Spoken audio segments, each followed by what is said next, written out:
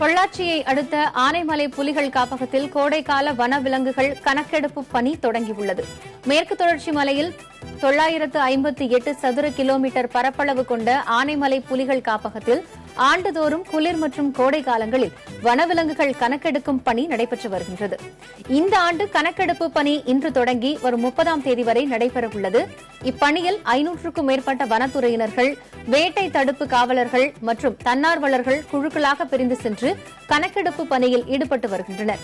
மே 30ஆம் தேதி கணக்கெடுப்பு முடிந்தவுடன் அறிக்கை மாவட்ட வன அலுவலரிடம் ஒப்படைக்கப்படும் என்றும் தெரிவிக்கப்பட்டுள்ளது. இதேபோன்று திருப்பூர் மாவட்டம் உடுமலை மற்றும் அமராவதி வனச்சரகத்தில் இன்று புலிகள் மற்றும் ஊன் உண்ணி போன்ற வனவிலங்குகளை கணக்கெடுக்கும் பணி தொடங்கியிருக்கிறது.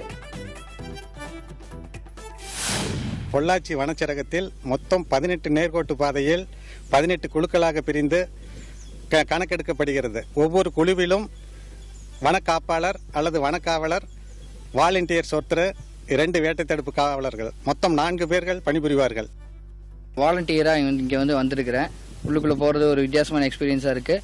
இப்போ என் கூட 2 காட்ஸு, அவங்க 61 கூடவே வந்துட்டு இருக்கிறாங்க. நாங்கள் விலங்குகளோட காலடி தடம், அந்த மாதிரி அதோட மரத்தில் வரக்கூடிய நகைக்கீரல்கள் இதுகளை பார்த்து கணக்கெடுத்துட்டு இருக்கிறோம்.